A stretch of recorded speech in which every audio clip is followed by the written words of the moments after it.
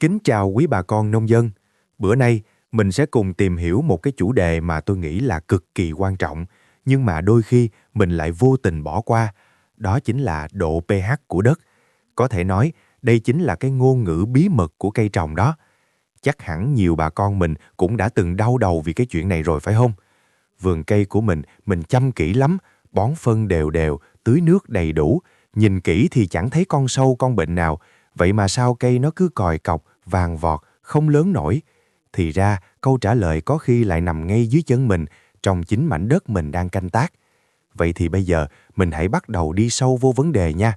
Để hiểu được gốc rễ của tình trạng này mình cần phải học một ngôn ngữ mới, ngôn ngữ bí mật của cây. Đây chính là cái mấu chốt của cả câu chuyện. Bà con mình cứ hình dung vậy cho dễ hiểu nè. Phân bón, mình bón cho cây, nó giống như là thức ăn vậy đó.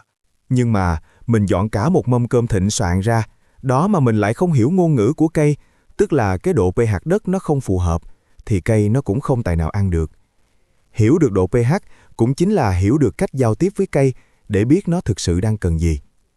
Vậy thì cái ngôn ngữ pH này nó hoạt động làm sao? Giờ mình sẽ cùng nhau giải mã cái thang đo của nó nha. Nghe thì có vẻ khoa học, nhưng mà thiệt ra nó đơn giản lắm. Độ pH nó chỉ là một cái thước đo thôi. Nó cho mình biết là đất đang bị chua hay là đang bị kiềm. Cái thang đo này thì nó chạy từ số 0 cho tới số 14. Rồi, bà con mình nhìn xem. Ở đây mình có hai thái cực rất rõ ràng.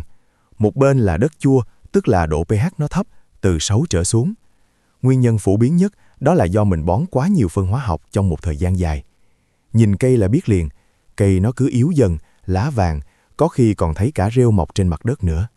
Còn ngược lại, đất kiềm thì có độ pH cao từ 8 trở lên, hay gặp ở mấy vùng đất đá vôi. Dấu hiệu đặc trưng của nó là lá cây cũng vàng, nhưng mà cái gân lá thì vẫn còn xanh. Vậy thì con số nào là con số vàng? Con số mà mình luôn hướng tới, đó chính là khoảng từ 6 tới 7. Đây được xem là khoảng pH lý tưởng cho hầu hết các loại cây trồng. Ở cái ngưỡng này nè, cây nó hấp thụ dinh dưỡng một cách tốt nhất, cân bằng nhất. Nhưng mà chuyện gì sẽ xảy ra nếu như đất không nằm trong khoảng lý tưởng này? Mình hãy cùng xem mấy cái hệ quả nghiêm trọng khi đất bị mất cân bằng pH. Bà con mình hãy nhìn thiệt kỹ cho cái bảng này nghe, nó rất quan trọng đó. Khi mà đất quá chua, pH mà tuột xuống dưới 5.5 thì bà con thấy không, ba cái chất dinh dưỡng đa lượng quan trọng nhất là đạm, lân, kali, cây gần như không hấp thụ được bao nhiêu hết. Tức là mình bón vô bao nhiêu thì gần như là lãng phí bấy nhiêu. Cây nó bị đói ngay trên một mâm cơm đầy ắp phân bón. Ngược lại, khi mà đất kiềm quá, pH cao vút lên, thì mấy cái vi chất như sắt lại bị khóa chặt lại, cây cũng không lấy mà dùng được. Tóm lại là vậy nè, đất mà chua quá thì cây không chỉ đói đạm, lân, kali, mà nó còn có nguy cơ bị ngộ độc nữa.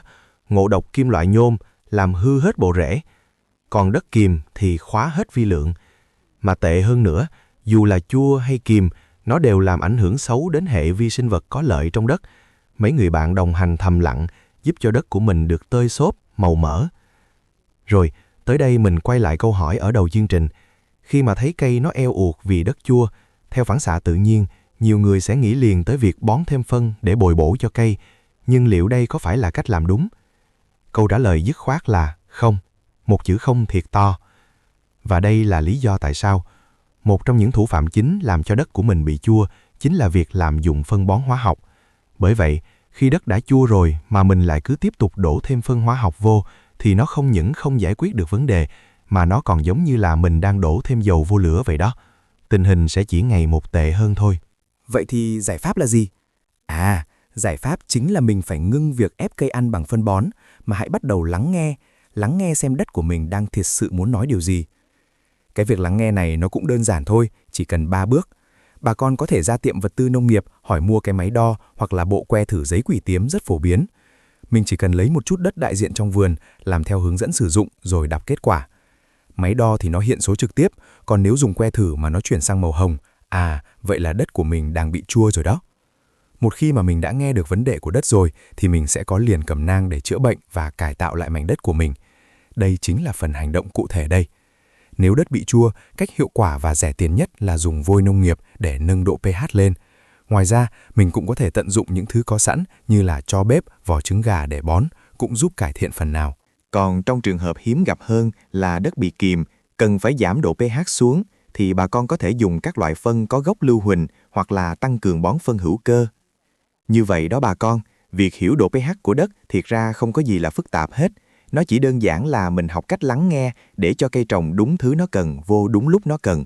Và câu hỏi cuối cùng dành cho bà con là, mọi người đã sẵn sàng để cầm dụng cụ lên và bắt đầu lắng nghe mảnh đất của mình nói chưa?